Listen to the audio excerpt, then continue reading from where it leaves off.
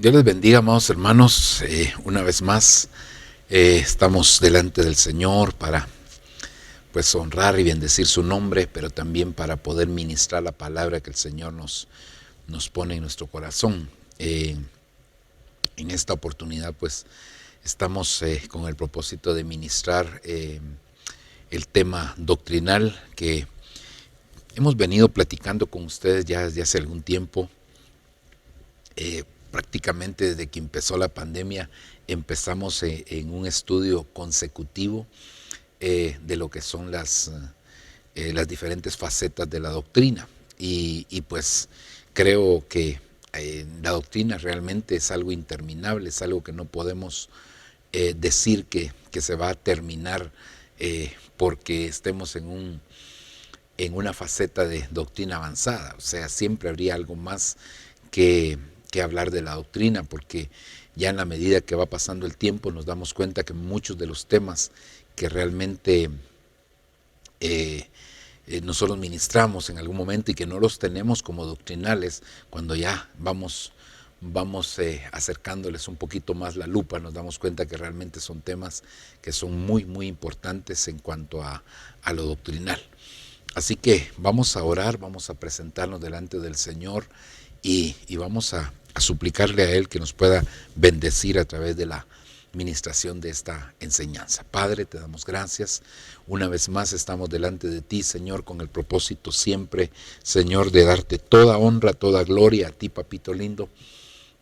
Hoy nos acercamos, Señor, con la petición, con la solicitud delante de tu presencia, de que puedas enviar un espíritu de sabiduría, de entendimiento, de revelación, de instrucción, de enseñanza, Señor, y de aprendizaje también, porque lo necesitamos. En el nombre de Jesús, por favor, Señor, bendícenos, ministranos grande y poderosamente, Señor, y permite, Señor amado, que tu palabra, Señor, haga su obra, Señor, esa obra para la cual tú la envías.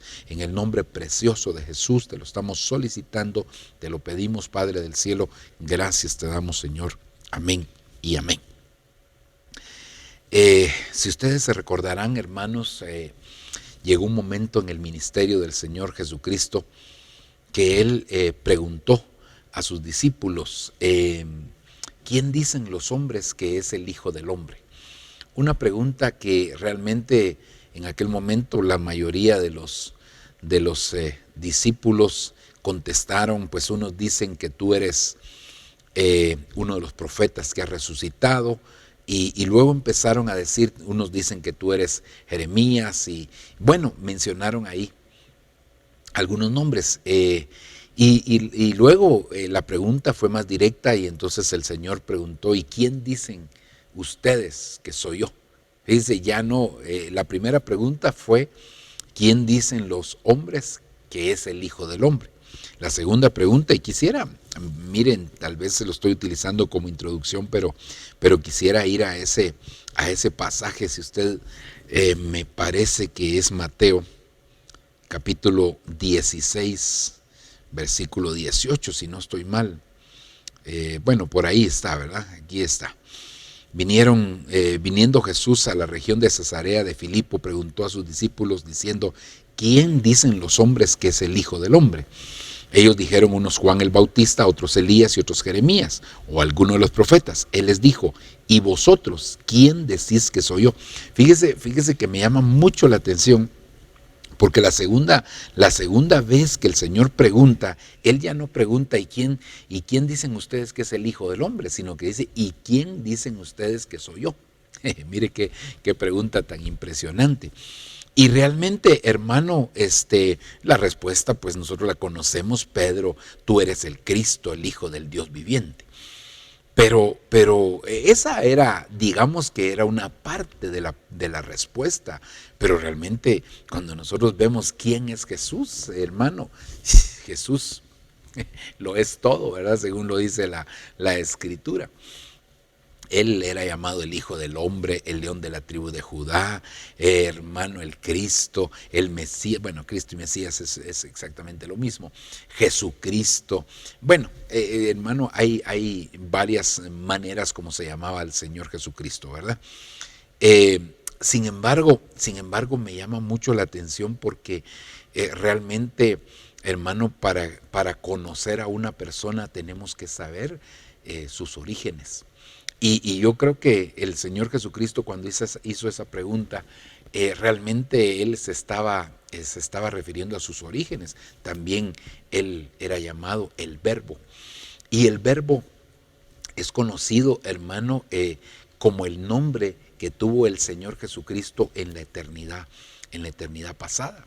Entonces, cuando nosotros empezamos a ver y empezamos a indagar un poquitito en cuanto a los orígenes del Señor, hermano, cuándo nació el Señor, dónde nació, entonces como que ahí, bueno, podríamos decir nació en Belén, ¿verdad? Sí, eso es físicamente, pero realmente, hermano, cuando nosotros empezamos a indagar, resulta que el Señor, ya viendo en la Escritura, aparece con varios nacimientos.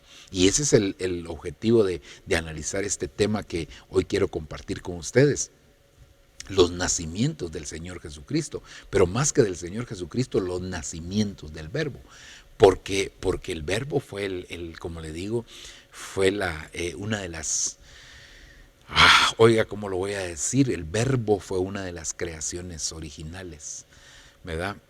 Yo sé que algunos dirán, pero ¿cómo si Jesús es Dios? Sí, no me refiero en este momento a la esencia divina, porque la esencia divina es lo que la Biblia dice, que nadie ha visto a Dios y que viva. Sin embargo, muchos vieron al Señor Jesucristo y siguieron viviendo. Entonces no se refería exactamente al Señor Jesucristo, sino a la esencia divina, que es lo que nadie ha visto. Pero entonces, hermano, aquella pregunta, ¿y ustedes quién dicen que soy yo? Pedro contestó, pero contestó parcialmente, porque como le digo, hay que conocer los orígenes para saber quién es. Por eso es que, digamos, cuando se hablaba de algunos personajes en la Biblia, ¿verdad? Se mencionaba el lugar de donde era, ¿verdad? Saulo de Tarso, ¿verdad?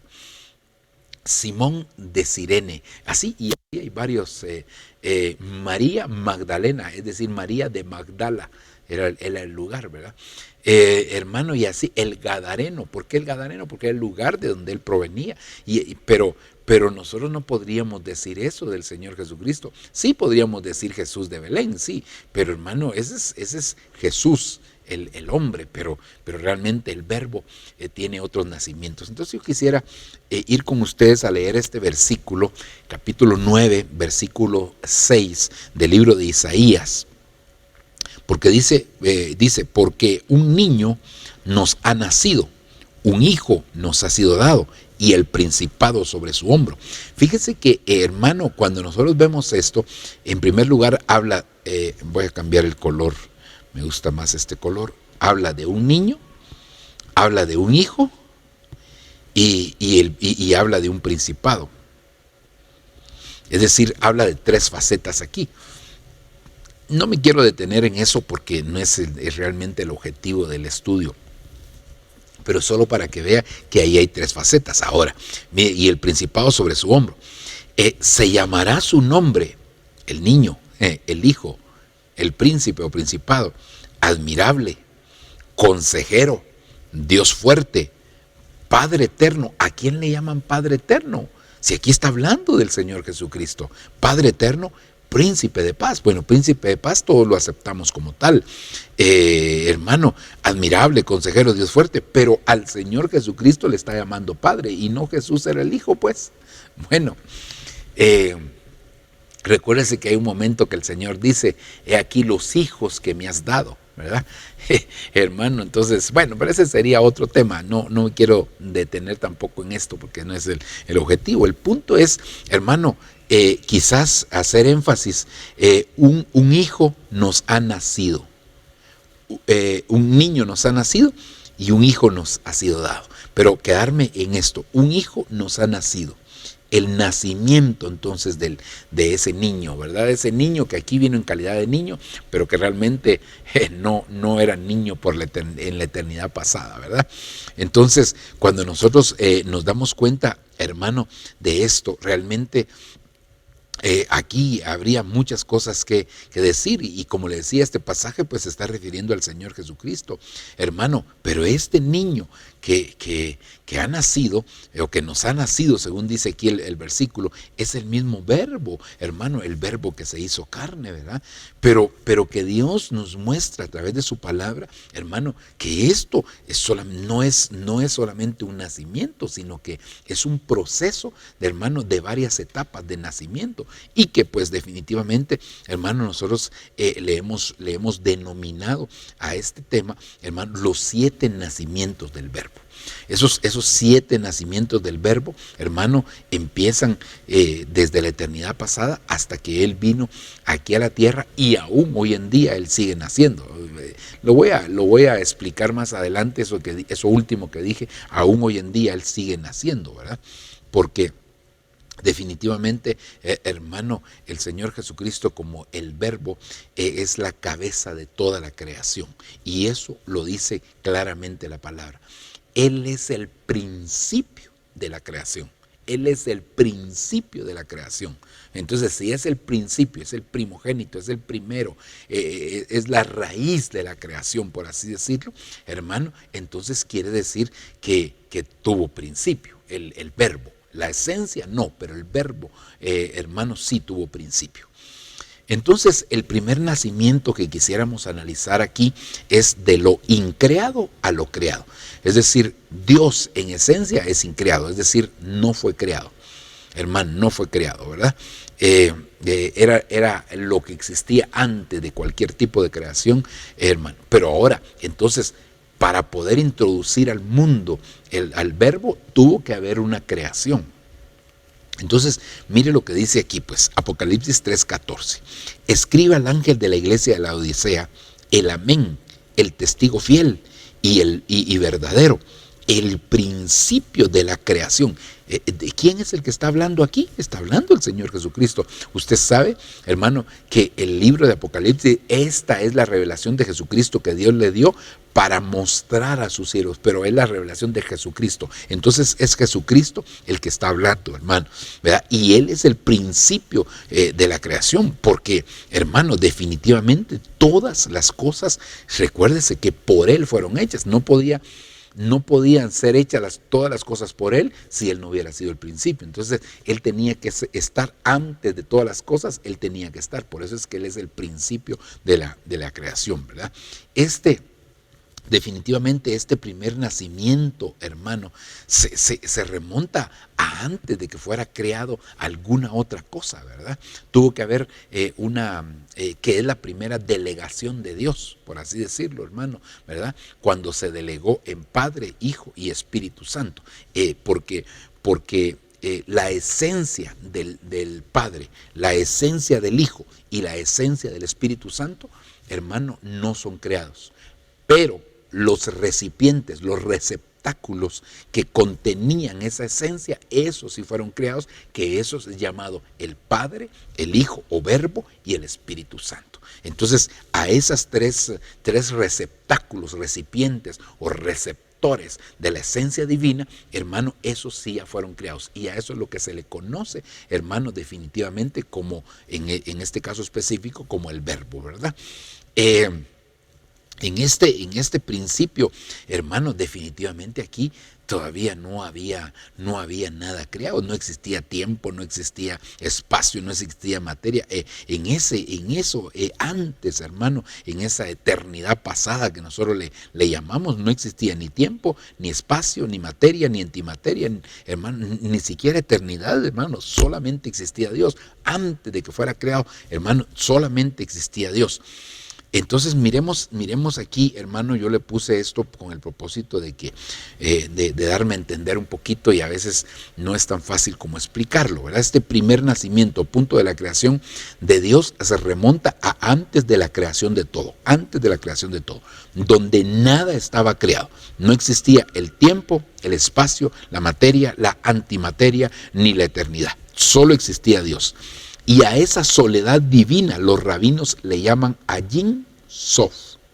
Es importante esto. A esa soledad divina que existía antes de que fuera creado cualquier cosa se llamaba Ayin Sof. Pero Dios quiso compartir su amor, porque es amor. Y en un movimiento similar al del corazón, sístole y diástole, ¿verdad? Entonces, hermano, es expansión y contracción. Entonces Dios se contrae. Al contraerse Dios, entonces crea un espacio, porque no podía crear Dios, como Dios lo llenaba todo, no podía crear Dios dentro de sí mismo, porque entonces todo lo que creaba iba a ser Dios, porque estaba dentro del mismo. Entonces Dios se tuvo que contraer, creando un espacio primariamente, hermano, para poder crear, ¿verdad? Aquí comienza la experiencia de la creación. A esto se le llama el ex nihilo.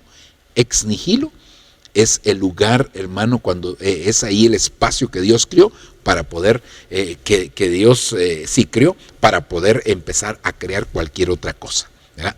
Entonces estos dos nombres son importantes. Ajin Sof, que es cuando Dios estaba solo, y luego, hermano, cuando Dios creó el espacio para poder empezar la creación, es lo que se conoce como el ex nihilo. Ahora, en este punto, hermano, vemos entonces que el primer nacimiento fue trasladarse del plano existencial del plano existencial de lo increado al plano existencial de lo creado. Y lo creado puede ser visible o invisible, en donde ya existe el tiempo, la materia, la eternidad, etc. De aquí nace el verbo de Dios. El verbo de Dios. Estas son las primeras delegaciones de Dios, ¿verdad? Como le decía, hermano, antes de que existiera alguna otra cosa, está el Padre, el Hijo o Verbo y el Espíritu Santo. Y entonces aquí aparece el Verbo de Dios. Y entonces, como Él es el principio de la creación, quiere decir que es el principio de todo lo que iba a ser creado, ¿verdad? Ok. Mire lo que dice Juan capítulo 1, versículo 1. En el principio existía el verbo, y el verbo, en el principio existía el verbo, y el verbo estaba con Dios, y el verbo era Dios. Estaba con Dios y era Dios. Él estaba en el principio con Dios. Entonces, hermano, definitivamente aquí es donde él se traslada, como le decía, de las cosas increadas a las cosas creadas. Ya se creó ese receptáculo que iba a contener la esencia divina, pero que, hermano, se llamaba el Verbo inicialmente, ¿verdad? Y eso es el primer nacimiento que se da de Jesucristo. Avancemos. Mire lo que dice Juan 1:3. Todas las cosas fueron hechas por medio de Él, y sin Él nada de lo que ha sido hecho fue hecho. Todas las cosas fueron hechas por medio de Él. Es decir, Él fue, hermano, el principio de la creación y fue el creador de todas estas cosas. Dice, y sin Él nada de lo que ha sido hecho, hermano, pudo haber sido hecho, ¿verdad? Entonces, aquí ya nos está diciendo claramente, hermano, que el Señor es el principio de todo. Primera de Pedro 1:20 dice, porque Él estaba preparado desde antes de la fundación del mundo. Es decir, desde antes que se fundara el mundo, Él ya estaba preparado, pero se ha manifestado en estos últimos tiempos por amor a nosotros.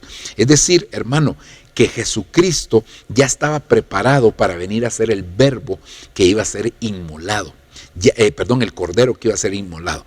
Él ya estaba preparado como cordero, Él ya estaba preparado para venir a morir por la humanidad desde antes de la fundación del mundo. Pero definitivamente, hermano, a partir del momento cuando se crea ya la necesidad en la tierra de un Salvador, entonces Él se introduce como Jesucristo, pero Él ya estaba preparado desde antes de la fundación. Fíjese que algo que es bien importante es darnos cuenta, hermano, definitivamente que el Señor, hermano, cuando empezó a crear todas las cosas, ahí nos incluía también a nosotros. Leamos algunas cosas aquí importantes. Mire, el Cordero estaba destinado desde antes de la fundación del mundo, pero ha sido manifestado en los últimos tiempos por amor a nosotros. Estos últimos tiempos, recuerde cuándo empezaron los últimos tiempos, hermano, no son ahora, sino los últimos tiempos empezaron a partir de la muerte del Señor Jesucristo en la cruz. Desde ahí empezaron los últimos tiempos. Por eso nosotros no estamos, hermano, en los últimos tiempos, nosotros estamos en la última hora, porque ya el tiempo se está terminando. Entonces, pero por amor a nosotros fue manifestado. Dios no podía pasarse al plano de lo creado porque se salía de donde estaba, ya que solamente Dios puede ser increado, pero necesitaba como un espejo, proyectar lo que había en ese lugar. Así que creó a Cristo, pues el Verbo es el resplandor o es la imagen del Dios invisible. Jesucristo es la imagen visible del Dios invisible. Entonces es como un espejo. Él sirvió como una forma de espejo para proyectar aquí a la humanidad, hermano, lo que es Dios, ¿verdad? Eso es maravilloso verlo. Mire lo que dice aquí la Escritura. Él es la imagen del Dios invisible, el primogénito de toda creación. Es decir, cualquier creación, hermano, que se hizo, Jesús es el primogénito. Por eso es que cuando hablamos de la creación, por ejemplo, de los animales, Él es el león de la tribu de Judá y Él es el cordero de Dios, ¿verdad? Es decir, que Él es el primogénito. Si hablamos del reino vegetal, Él es la vid verdadera, Él es el árbol de la vida. Si hablamos del reino mineral, hermano, Él es la roca inconmovible de los siglos, es la piedra angular. Bueno, y en todos los reinos que nosotros podemos mencionar, Jesús es el primogénito de toda la creación. Entonces, hermano, eso fue lo que el Padre hizo, crear, poner en su Hijo, hermano, la imagen de lo que Él era, ¿verdad? Mire lo que dice Génesis 1:3. Y dijo Dios, sea la luz, y hubo luz. Ahora, fíjese que aquí es bien importante. Y dijo Dios, sea la luz, y hubo luz. Pero ¿a qué luz se refería aquí? Porque aquí todavía no, hermano, en Génesis 1:3 todavía no había sido creado el sol ni la luna, ni las estrellas. Entonces no se refería a la luz del sol, sino que a la luz primigenia, se refería precisamente a la luz, porque Jesús es la luz. Le sigamos leyendo aquí. Ahora mire lo que dice versículo 4 de Juan capítulo 1. En Él estaba la vida, y la vida era la luz de los hombres, y la luz brilla en las tinieblas, y las tinieblas no la comprendieron. Pero hermano, no sé si puse el siguiente verso. Sí, en el versículo 9, oiga como dice, existía la luz verdadera. ¿Quién era la luz verdadera? Jesús, porque Él dijo, yo soy la luz del mundo, que al venir al mundo alumbra a todo hombre. Es decir, hermano, que Jesucristo en todas las edades, en todas las dispensaciones, siempre ha sido la luz que alumbra a todo hombre, porque todo es todo. Entonces, hermano, definitivamente aquí el Señor estaba como la luz verdadera en el principio. En el mundo estaba, y en el mundo fue hecho por medio de Él, y el mundo no le conoció. Entonces aquí definitivamente no se refería a la luz del sol, sino se refería a esa luz primigenia, hermano, que venía a la tierra con el propósito de desarrollar creaciones. Hermano, el verbo sale de lo increado a lo creado, definitivamente, y comienza ahí a desarrollar todas las estructuras creacionales, es decir, ángeles, querubines, serafines, hermano, los Elohim, los hijos de Dios, el hombre. Hermano, ahí, en esa eternidad pasada, es donde nosotros también fuimos creados como espíritus, hermano. Claro, ahí todavía no había alma, ahí todavía no había cuerpo, pero en espíritu, ahí fuimos creados nosotros, pero fuimos creados por el verbo. Y quizás hay muchas creaciones más que nosotros, hermano, no conocemos. Dentro de ellas, hermano, recuérdese que hay creaciones que han caído, como la creación, como Luzbel, ¿verdad? Hermano, como ángeles que fueron creados y que cayeron definitivamente, ¿verdad? Ok.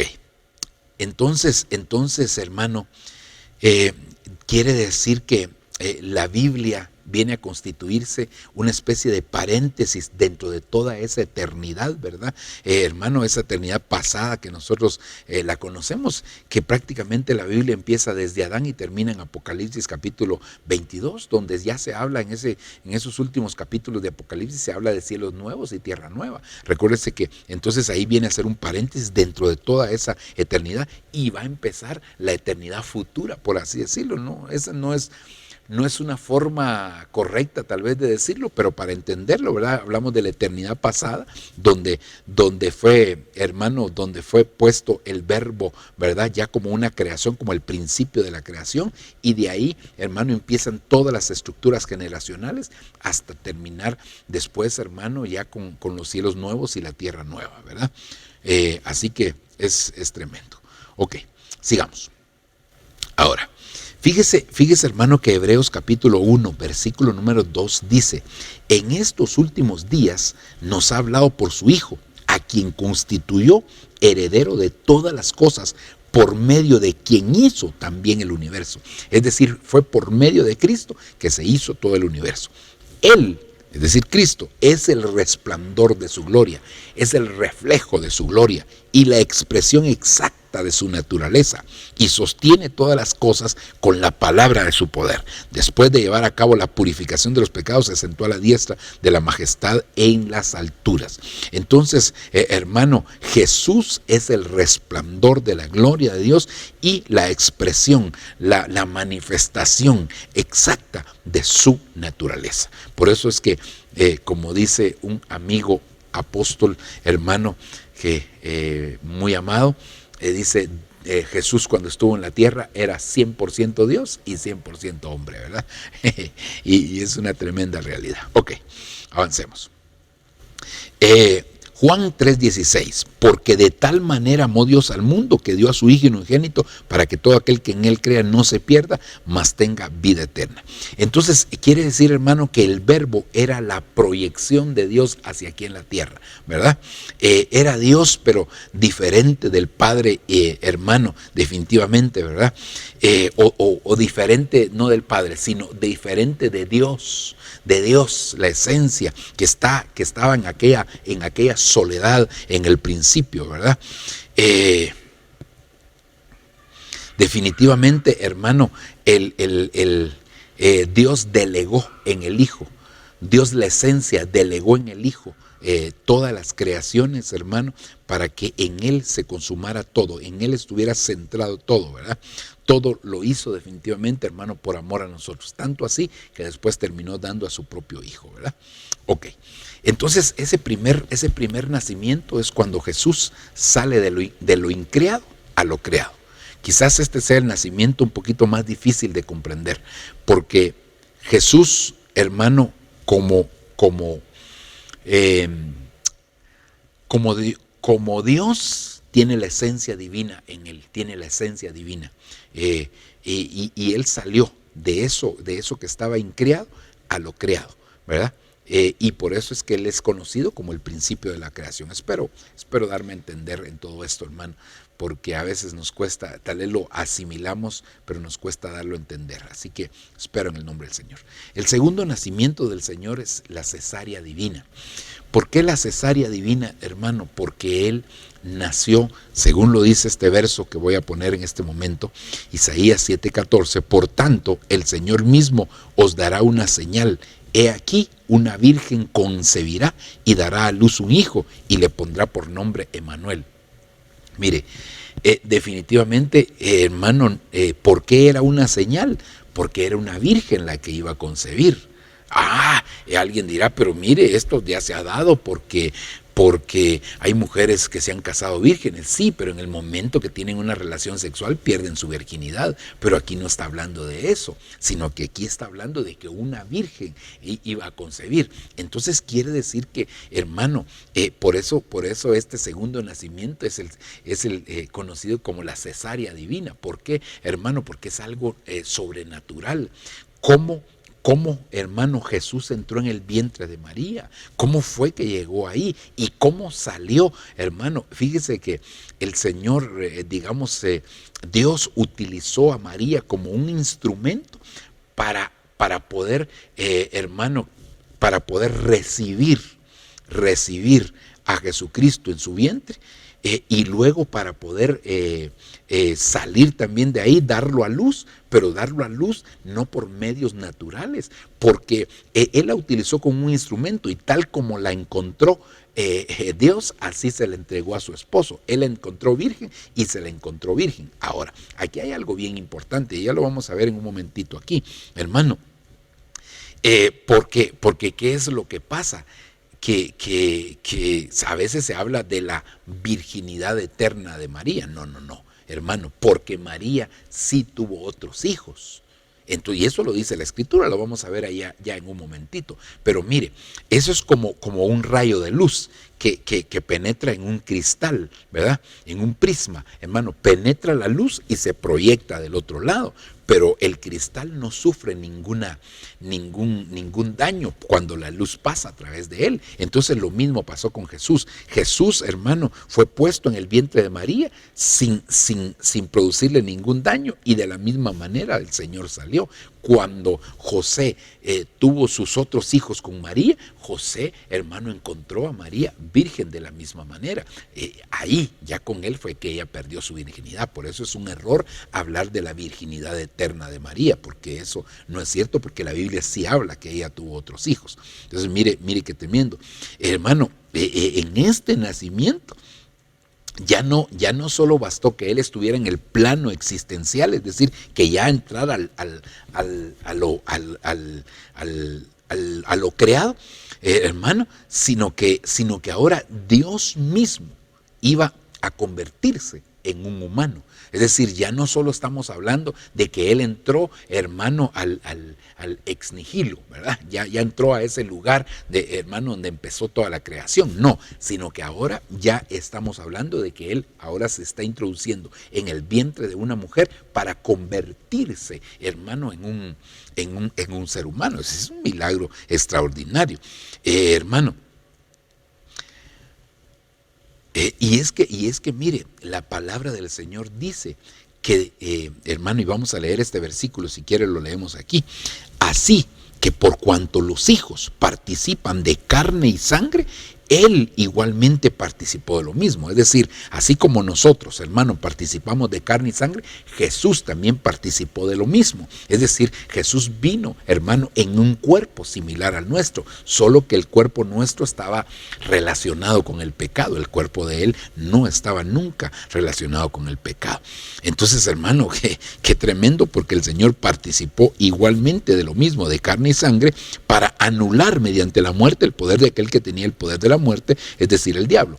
Aquí pues él ya está hablando, la segunda parte, ya está hablando del propósito por el cual él participó de carne y sangre, ¿verdad? Que ese no es el punto principal, hermano, ¿verdad? Que él a lo que venía a destruir por medio de la muerte, hermano, y quitar el poder de la muerte al diablo, ¿verdad? Ese es el propósito por el cual él venía. Pero lo que me interesa resaltar es que él participó igualmente de lo mismo. Entonces mire, hermano, cómo sucedió esto.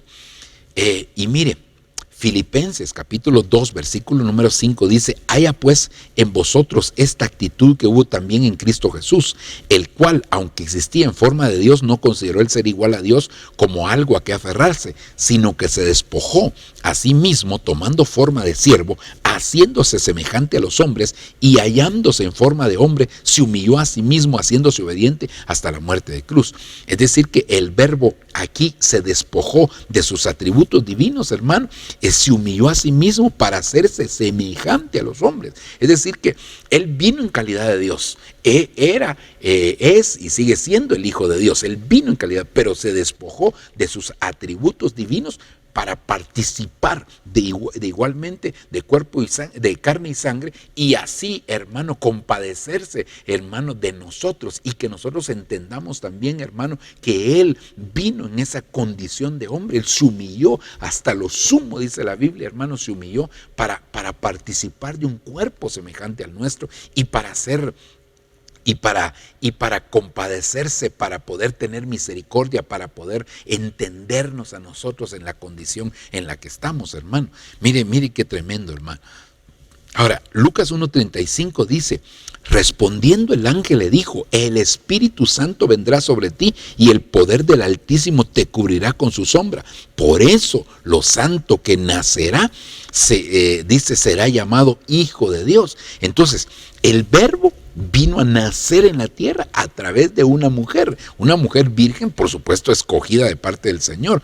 Hermano, el Señor ingresó entonces a la dimensión humana a través de un milagro, porque no era posible, hermano, que una virgen concibiera, ¿verdad? Pero en el caso de María, una mujer extraordinaria definitivamente, no para adorarla, pero sí una mujer extraordinaria para reconocerla y honrarla, hermano, para que se cumpliera lo que estaba escrito en en Isaías capítulo 7, verso 14, en ese verso que leímos, hermano, porque cómo entró Jesús, hermano, es la luz entró a través de ella. Pero mire, hermano, definitivamente al oír la palabra y recibirla, entró la semilla divina dentro de ella, y ahí se empezó a desarrollar el Verbo hecho carne. Ese es el misterio, hermano, de la encarnación, ¿verdad? El Verbo hecho carne, hermano, en ella. Es por eso, definitivamente, hermano, que nosotros, mire, tenemos que cuidar lo que oímos, porque definitivamente lo que oímos puede engendrar en nosotros vida o muerte,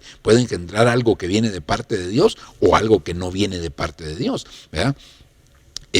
Por eso, hermano, es que nosotros debemos de exponernos constantemente a oír la palabra, porque por el oír viene definitivamente la fe, ¿verdad? Y ahí se pueden desarrollar muchas cosas. María creyó aquella palabra que le llevó el ángel, hermano, y entonces ella no solo experimentó eso, hermano, sino que tuvo unas grandes experiencias a través de aquel mensaje que le llevó ese ángel. Cuando ella le hizo fe a la palabra, la palabra, hermano, engendró en ella al Verbo de vida, y entonces, hermano, esa luz pasó por el prisma, por así decirlo, que de su vientre, y hermano, y así mismo el Señor salió.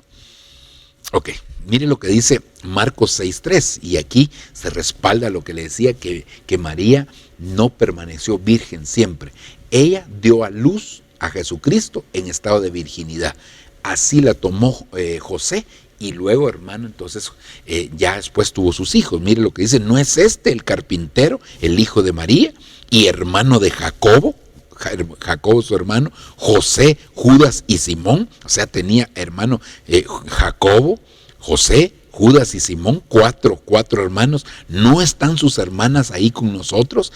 Entonces tenía hermanos y hermanas, y se escandalizaban a causa de él. Entonces lo que quiero hacer énfasis aquí es, hermano, que María no permaneció virgen. El milagro fue que Jesús, hermano, fue dado a luz a través de una virgen, hermano, y por eso se le llama una cesárea divina, ¿verdad? Porque, hermano, los césares, por eso se llamaban así, ¿verdad? Porque no eran dados a luz de manera normal, sino que eran dados a luz por ser reyes, eran dados a luz de una manera, digámoslo, distinta a toda la humanidad. De ahí viene el nombre cesárea, ¿verdad? De César, precisamente, hermano, ¿verdad? Este es un nacimiento definitivamente milagroso, ¿verdad? Hermano, definitivamente, ¿verdad? Ok, entonces este sería el segundo nacimiento, hermano. Hermano, que el Señor nació como un rey, de una forma milagrosa, ¿verdad? Ok, sigamos adelante. Tercero sería el nacimiento del agua. Quizás estos dos primeros nacimientos, bueno, el primero no es que sea difícil de entender, sino difícil de asimilar, porque al final, hermano, por la ayuda del Espíritu Santo, pues Él siempre nos explica todas las cosas, ¿verdad? Y nos ayuda. Hermano, el primer nacimiento, entonces, para hacer un resumen, de lo increado a lo creado, ¿verdad? De la esencia hacia el verbo. Luego, hermano, ya como ser humano. Luego viene el nacimiento del agua. El nacimiento del agua pues no es más que el bautismo en agua. Después de ser bautizado, Jesús salió del agua inmediatamente, y aquí los cielos se abrieron y vio al Espíritu de Dios que descendía como una paloma y venía sobre él. Definitivamente, hermano, aquí el tercer nacimiento, porque es un nacimiento, entonces sería el nacimiento del agua, ¿verdad?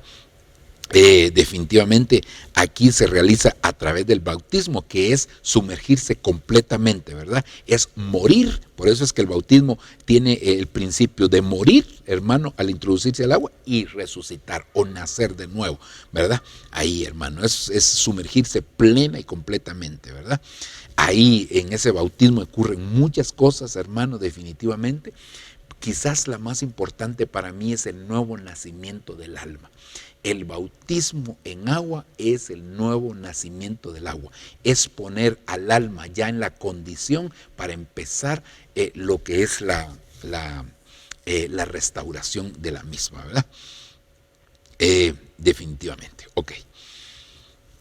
Mateo 19 dice: id pues y haced discípulos de todas las naciones, bautizándolos en el nombre del Padre, del Hijo y del Espíritu Santo. Aquí, a través del bautismo, hermano, es como se empiezan a hacer discípulos, según lo declara aquí la palabra, ¿verdad? Mueren los enemigos del mundo. Recuérdese usted que la sombra la tenemos allá en el río, en el Mar Rojo, cuando los israelitas pasaron el Mar Rojo por en seco, y luego cuando ya estaban terminando de pasar, entonces el Señor le dice a los israelitas, a través de Moisés: vuelvan atrás su vista, porque nunca más verán a los enemigos. Es decir, que en el bautismo en agua se quedan los enemigos. No es que no vayan a haber otros enemigos, pero aquellos enemigos del mundo se quedan atrás. Ahora, hermano, en la medida que nosotros le demos lugar a esos enemigos, pues vuelven definitivamente a estorbarnos, ¿verdad? Ahí sucedió eso, y los enemigos se ahogaron. Nicodemo le preguntó a Jesús sobre esto. Mire lo que dice Juan 3:4. Nicodemo le dijo: ¿cómo puede un hombre nacer siendo ya viejo? ¿Acaso puede entrar por segunda vez en el vientre de su madre y nacer? Jesús le dijo: en verdad te digo, que el que no nace del agua y del Espíritu no puede entrar en el reino de Dios. Quiero hacer énfasis: el que no nace del agua. Es decir, que el tercer nacimiento es elemental, ya en el caso nuestro, porque en el caso de Jesús era otra cosa, pero en el caso nuestro el tercer nacimiento es elemental para poder entrar en el reino de Dios. Si no se bautiza, no puede entrar en el reino de Dios, hermano. Ahí eso fue lo que, hermano, Nicodemo no podía entender. Él decía: ¿cómo es esto posible, verdad? Pero definitivamente, hermano, es el Espíritu Santo el que nos hace entender a nosotros estas cosas, ¿verdad? Nosotros definitivamente, hermano, nacimos del agua en el momento cuando fuimos bautizados. Ahí fue donde sucedió nuestro bautismo, ¿verdad? Hermano, porque fuimos muertos, como participamos de la semejanza de su muerte, pero también de la semejanza de su resurrección. Semejanza de su muerte, la introducción al agua; semejanza de su resurrección, hermano, en el momento de salir. Ahí, cuando fuimos sumergidos, fuimos muertos al pecado y nos levantamos ya, hermano, con una novedad de vida, según lo establece la palabra allá en Romanos capítulo número 6, ¿verdad? Ok. Vayamos al cuarto nacimiento. Estos ya son un poquito más fácil de digerirlos, ¿verdad?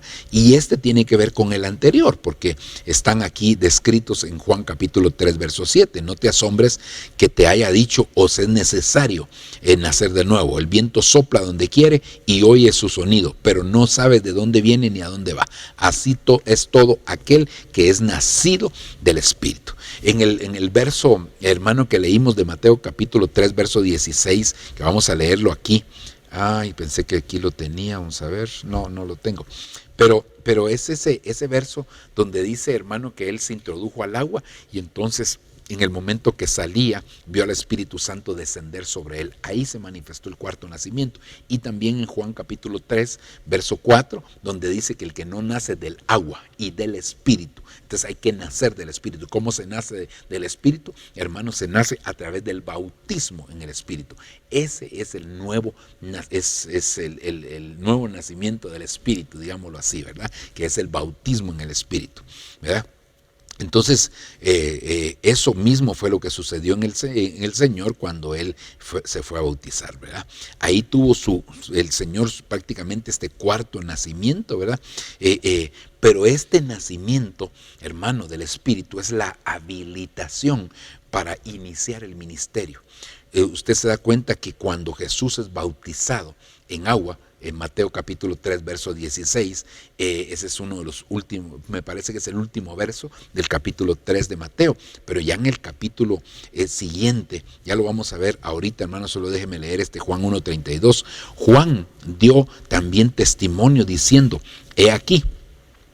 he visto al Espíritu que descendía del cielo como paloma y se posó sobre él. Yo no le conocía, pero el que me envió a bautizar en agua me dijo, aquel sobre quien veas el Espíritu descender y posarse sobre él, este es el que bautiza en el Espíritu Santo. Y yo no le había visto y he dado testimonio, y he dado testimonio de que este es el Hijo de Dios. Entonces, hermano, ese fue el testimonio que recibió Juan de que el Señor, cuando fue bautizado, el Espíritu Santo iba a descender, porque ese fue la señal que le habían dado. Sobre aquel quien veas que desciende el Espíritu Santo y se queda morando sobre él, ese es el Mesías. Entonces Juan lo conoció. Entonces este es el cuarto nacimiento que nosotros vemos. Pero el verso que yo le quería citar es esto, porque aquí es donde empieza el Señor su ministerio terrenal. 3:16 termina el capítulo 3 de Mateo y empieza 4:1. Entonces Jesús fue llevado por el Espíritu al desierto para ser tentado por el diablo, y después de haber ayunado 40 días y 40 noches, entonces tuvo hambre. Entonces aquí empezó prácticamente el ministerio del Señor. Pero ¿qué fue lo que le habilitó? El descenso del Espíritu Santo. Eso fue lo mismo que el Señor le dijo a sus apóstoles: no se muevan de Jerusalén hasta que no venga sobre ustedes la promesa de mi Padre. ¿Cuál era la promesa del Padre? El descenso del Espíritu Santo también, ¿verdad? Entonces, el que es nacido definitivamente del Espíritu es nacido de arriba y guiado, hermano, por el Espíritu. Como dice ahí, hermano, es como el viento, no sabes de dónde viene ni para dónde va, ¿verdad? Pero definitivamente, hermano, cuando uno es bautizado con el Espíritu Santo, entonces la dirección del Espíritu Santo se manifiesta, la guianza del Espíritu Santo se manifiesta, tal como le sucedió a aquel hombre llamado Felipe, hermano, que fue arrebatado por el Espíritu, hermano, y llevado para poder evangelizar, bautizar a aquel etíope que iba de camino, ¿verdad?, a su tierra natal. Así que, hermano, a través del Espíritu Santo se pueden hacer muchas cosas. Cuando somos bautizados se manifiesta, hermano, esa dirección de una manera más notoria sobre nosotros, ¿verdad? Ya no hacemos nuestra propia voluntad, sino que empezamos a entender, hermano, que tenemos que rendir esa voluntad para poder hacer la voluntad de Dios. Ahí en el bautismo del Espíritu Santo empiezan a suceder muchas cosas, hermano, que el Señor hace en nuestra vida definitivamente. Somos sellados, preparándonos para aquel encuentro glorioso con el Señor Jesucristo. Amén. Ok. Juan 21:18. Eso fue lo que le dijo el Señor a Pedro. Oiga, de cierto te digo, cuando eras más joven, te ceñías e ibas a donde querías. Es decir, cuando eras más joven, cuando caminaste conmigo, Pedro, muchas veces hiciste lo que quisiste. Mas cuando ya seas más viejo, extenderás tus manos y te ceñirá otro. ¿Quién era ese otro? El Espíritu Santo. Cuando seas más viejo, cuando ya madures, vas a extender tus manos y te va a ceñir otro y te llevará a donde no quieras. Entonces, hermano, aquí estaba haciendo referencia a lo que iba a venir precisamente más adelante, ya en unos días después, ¿verdad? Iba a venir el Espíritu Santo, hermano, sobre la vida de todos los apóstoles y los 120, ¿verdad?, que estuvieron ahí reunidos en el aposento alto. Entonces, a eso se estaba refiriendo el Señor. El Espíritu Santo, el que nos lo iba a guiar, hermano, por donde Él no quisiera, ¿verdad?, sino por donde el Espíritu, hermano, iba a determinar, ¿verdad? Él es el que decide todas las cosas, Él es el que pone las palabras en nuestra boca, hermano. Cuando nosotros nos dejamos guiar por el Espíritu Santo, hermano, mire, hay muchas cosas que podemos evitar como hijos de Dios, muchas complicaciones en nuestra vida, hermano, podemos evitarlas cuando nosotros verdaderamente nos entregamos al Espíritu Santo. Ok, quinto nacimiento, el nacimiento de su muerte. Porque Él murió, tuvo que nacer otra vez, ¿verdad? Y aquí, hermano, recuérdese que el Verbo al venir aquí a la tierra traía un mandamiento de parte del Señor que está escrito aquí. Nadie me la quita, hablando de su vida, sino que yo la doy de mi propia voluntad. Tengo autoridad para darla y tengo autoridad para tomarla de nuevo. Este mandamiento recibí de mi Padre. Entonces, este mandamiento recibió del Padre. Entonces quiere decir, el mandamiento, hermano, que recibió del Padre, que era para darnos salvación a nosotros, es que a Él no lo iban a matar, sino que Él iba a entregar su vida, hermano. Y Él tenía autoridad para volver a tomar esa vida, ¿verdad? Una vez Él había entregado. Mire, y esto ya aplicable a nosotros es bien importante, hermano. ¿Por qué? Porque mucha gente se resiste a entregar su vida, y la Biblia dice que el que pierda su vida la ganará, pero el que la gane la perderá. Entonces eso quiere decir que en la medida que nosotros entreguemos, rindamos nuestra vida, ya no física, sino la vida del alma, hermano, nuestros deseos, nuestros anhelos, nuestras metas, todo eso, se lo entregamos al Señor. Entonces, ¿qué es lo que va a pasar? Que se cumple en nosotros ese mismo mandamiento, hermano, de que podemos tomar la vida que viene de parte de Dios. Entregamos nuestra propia vida y entonces, hermano, a nosotros nos entregan la vida que viene de parte del Señor. Entonces, hermano, pero Él aquí, entonces entregó su vida, es decir, murió en la cruz del Calvario. Mire lo que dice Lucas 24:46, y les dijo, así está escrito, que el Cristo padeciera y resucitara de entre los muertos al tercer día. Es decir, aquí está el quinto nacimiento de parte del Señor. Es decir, iba a morir, pero iba a levantarse de nuevo, ¿verdad? No se iba a quedar en la tumba, sino que se iba a levantar de nuevo.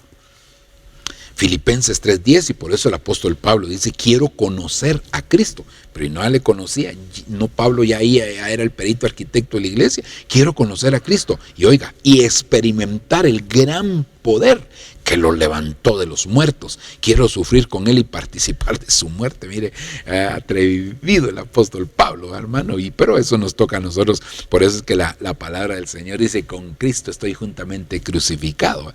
Pero aquí entonces, hermano, Pablo lo que quería era experimentar el gran poder que lo levantó entre los muertos, que lo hizo nacer, hermano, de la muerte. Eso es el nuevo nacimiento, ¿verdad? Y hermano, eso es lo que a nosotros nos manda el Señor, ya viéndolo desde el punto de vista como iglesia, hermano, que nosotros nos neguemos a nosotros mismos, ¿verdad? Que muramos, que tomemos nuestra cruz y que sigamos al Señor, ¿verdad? Amén. Ok. Y luego el nacimiento número 6 es el nacimiento del fuego. Recuérdese que después de la muerte física del Señor, que es la primera muerte, porque la Biblia habla de la segunda muerte, entonces tiene que haber una primera. La primera muerte es la muerte física, ¿verdad? Hermano, entonces tenía que él, hermano, participar. Él murió en la cruz físicamente, pero después de eso, entonces él descendió a las partes más profundas de la tierra. Miremoslo aquí, Efesios 4:9. Esta expresión ascendió, ¿qué significa? Sino que él también había descendido a las profundidades de la tierra. El que descendió es también el mismo que ascendió mucho más arriba de todos los cielos para poder llenarlo todo. Me interesa que vea esta parte. Él también había descendido a las profundidades de la tierra. La Biblia definitivamente nos deja ver, hermano, que durante los 3 días y las 3 noches, hermano, el Señor hecho carne bajó a las profundidades de la tierra. En primer lugar, según lo dice la carta de Pedro, a predicar a los muertos que antes fueron, hermano, que antes rechazaron la palabra del Señor, a dar testimonio de su muerte allá, a los espíritus que estaban encarcelados, hermano. Eso lo dice, como le digo claramente, una de las cartas del apóstol Pedro. Pero mire, Mateo 12:40, porque como estuvo Jonás en el vientre del pez 3 días y 3 noches, así estará el Hijo del Hombre en el corazón de la tierra 3 días y 3 noches, hermano. Entonces, al estar Jesús en el corazón de la tierra, sufrió definitivamente la muerte segunda, ahí en el lago de fuego. Él fue al lago de fuego a sufrir la muerte segunda. ¿Por qué fue a sufrir la muerte segunda? Porque, hermano, para que nosotros no pasáramos. Por eso es que todo aquel que ha creído en Cristo, hermano, ya la muerte segunda ya no tiene potestad sobre él. Eso lo dice el libro de Apocalipsis claramente, hermano. Ya la muerte segunda ya no le va a afectar. ¿Por qué? porque hubo un sustituto en la muerte segunda. Ese sustituto fue Cristo.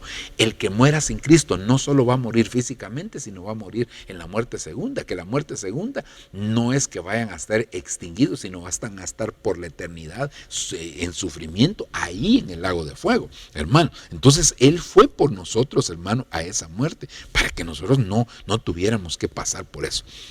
Es decir, que Él nos sustituyó en la cruz por nuestros pecados y nos sustituyó en la muerte segunda, que era la sentencia, hermano, de nuestros pecados, ¿verdad? Entonces, este sexto nacimiento, hermano, es el nacimiento del fuego. ¿Por qué? Porque nació del lago de fuego, hermano, ¿verdad? Y que se levantó precisamente de entre las cenizas, eso lo dice la Escritura. Pero leamos, antes de eso, quiero leerle este Salmos 139:15. No estaba oculto de ti mi cuerpo, cuando en secreto fui formado, y oiga, y entretejido en las profundidades de la tierra. ¿Por qué entretejido? Si Él hubiera bajado, hermano, ¿por qué lo iban a formar nuevamente? Porque Él quedó en calidad de ceniza en el lago de fuego, se hizo ceniza, pero de ahí se levantó, fue entretejido, fue ahora formado de las cenizas, hermano, se levantó. Y eso lo dice, hermano, la Escritura aquí en Job capítulo 19 verso 25. Yo sé que mi Redentor vive y al final se levantará sobre el polvo, hermano. Y ahí esa palabra polvo es la palabra hebrea 6083, afar, que significa ceniza. Entonces aquí dice, y al final, en el día postrero, dicen otras versiones, se levantará sobre las cenizas. El Señor se levantó, el Señor venció el polvo, pero también venció las cenizas, hermano. Aleluya. Señor, ese es su sexto nacimiento, hermano, cuando Él se levanta en medio del lago de fuego.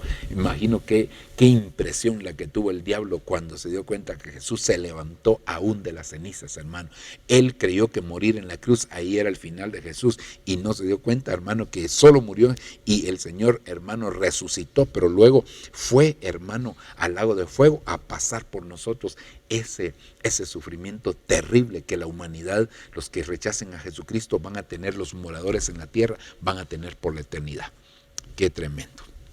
Ese sería, hermano, entonces el sexto nacimiento, ¿verdad? Ahora, Romanos 8:11 dice, pero si el Espíritu de aquel que resucitó a Jesús de entre los muertos habita en nosotros, el mismo que resucitó a Cristo Jesús de entre los muertos, Él mismo que resucitó a Cristo Jesús de los muertos, también dará vida a vuestros cuerpos mortales por medio de su Espíritu que habita en vosotros. Entonces significa, hermano, que definitivamente, hermano, para nacer del fuego, Jesús necesitó del bendito Espíritu Santo, que lo formó de nuevo, lo resucitó, hermano, definitivamente, y lo constituyó el primogénito de entre los muertos, porque Él tiene el principado en todas las cosas, es el primero en todo. El mismo Espíritu Santo que levantó a Jesucristo es el mismo que tenemos dentro de nosotros y que nos levantará a nosotros, ya sea, hermano, si alguien murió para resurrección, o si alguien está vivo para transformación, ¿verdad? Para ser llevados al cielo con cuerpos transformados, hermano. Ahí va a ser una tremenda bendición para nosotros, ¿verdad? Así que este sería el nacimiento número 6. Y por último, el nacimiento en el corazón. Por eso se recuerda que en el principio le dije, y todavía sigue naciendo. ¿Por qué? Porque sigue naciendo en el corazón de muchas personas. Todos aquellos que acepten a Cristo, el Señor, hermano, nace en sus corazones hoy en día. Este nacimiento es el que más tiempo ha llevado. ¿Por qué, hermano? Porque desde que Él murió hasta la fecha sigue habiendo gente que han creído en Él, hermano, y que siguen creyendo en Él y que todavía faltan seguramente algunos que vayan a creer. Así que, hermano, Romanos 18 dice, más que dice, cerca de ti está la palabra, en tu boca y en tu corazón está la palabra de fe que predicamos, que si confesares con tu boca que Jesús es el Señor y creyeres en tu corazón que Dios le levantó de los muertos, serás salvo, porque con el corazón se cree para justicia, pero con la boca se confiesa para salvación.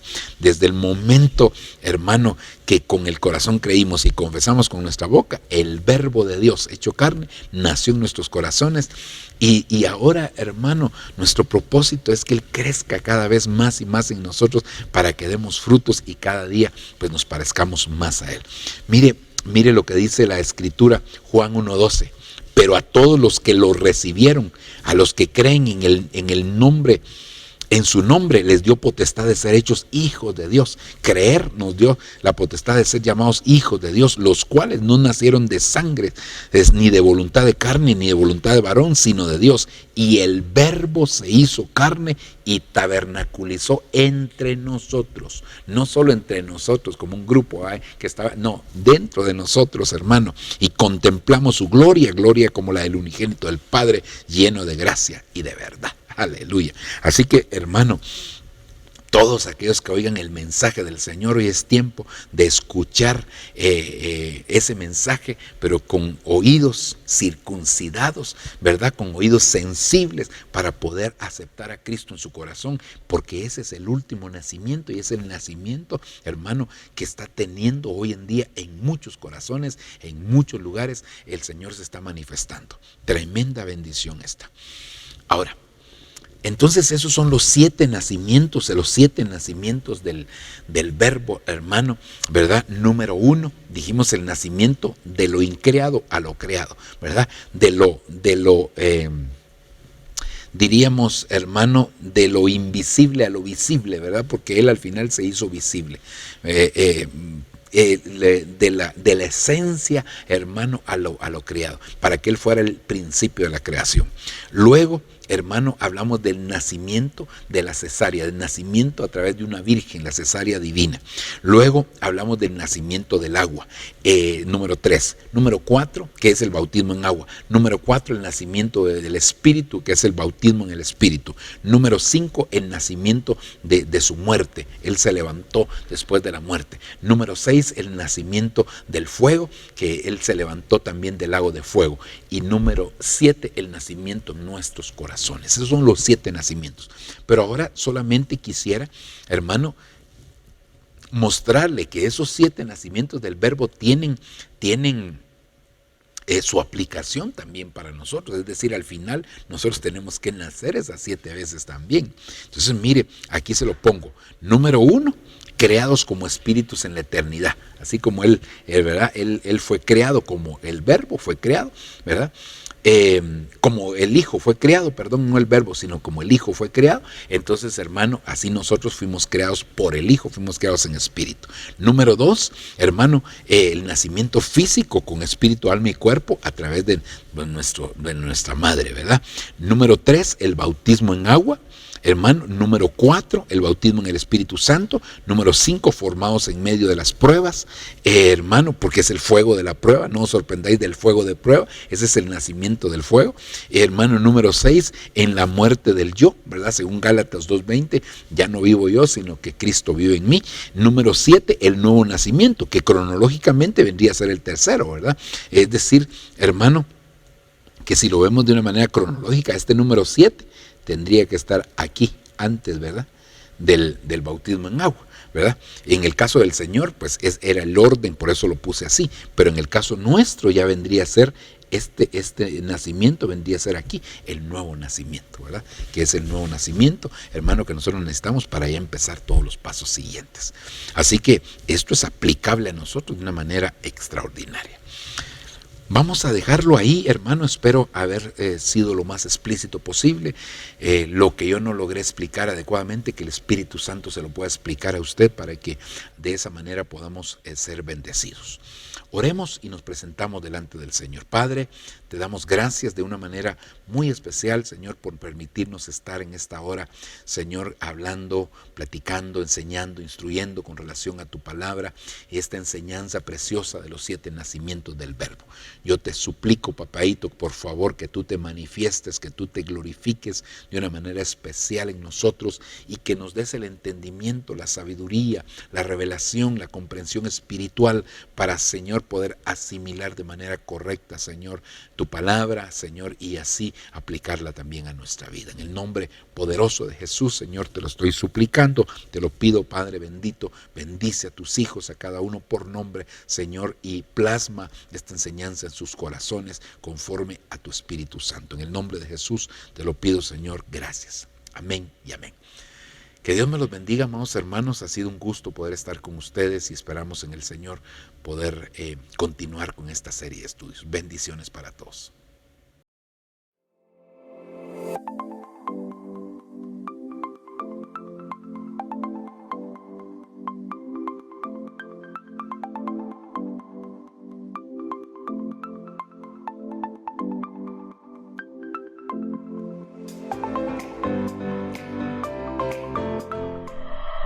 Lo que viene para ti será mejor, porque la gloria de la casa postrera será mayor que la primera. Lo que viene para ti está determinado, es grande. Lo que Dios ha destinado para ti, las bendiciones que Dios ha estado preparando para ti, hermano, están definidas de parte de Dios.